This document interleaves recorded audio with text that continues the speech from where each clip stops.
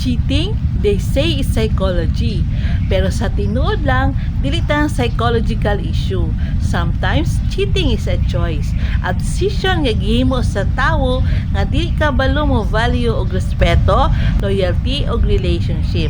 Psychology explains nga people cheat when they choose ego over commitment, thrill over stability, and selfishness over love.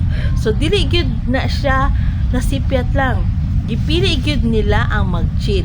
And now, daghan na sakitan hearing about Ellen Adarna and Derek Ramsey. Ang chismis, Derek allegedly cheated on her. And people are shocked. But mostly, they feel bad for Ellen.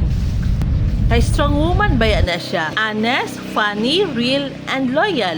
Pero mo bitaw ang sakit kay bisan unsa ka strong sa babae, bisan unsa ka loving, caring, kung ang partner nimo dili ka balo mo commit, you will still end up hurt. Psychology says, a man cheats not because the woman is not enough.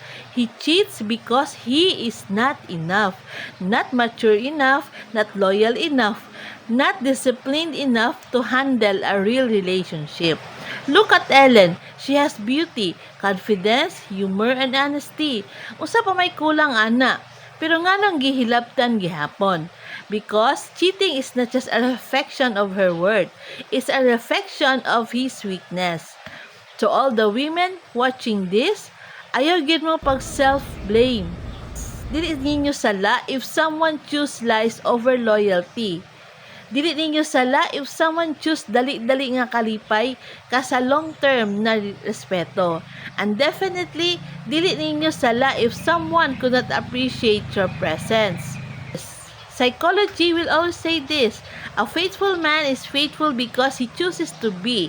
A cheater is a cheater because he chooses to be. Simple as that. Just like Ellen, sometimes you need to stand up, walk away with your head up high, and say, dili ko mawawalan kasi ikaw ang nawalan. To all women fighting silent battles, financial battles, life problems, heartbreaks, padayon lang.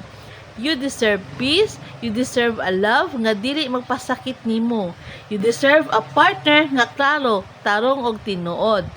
And if someone cheated on you, please remember this.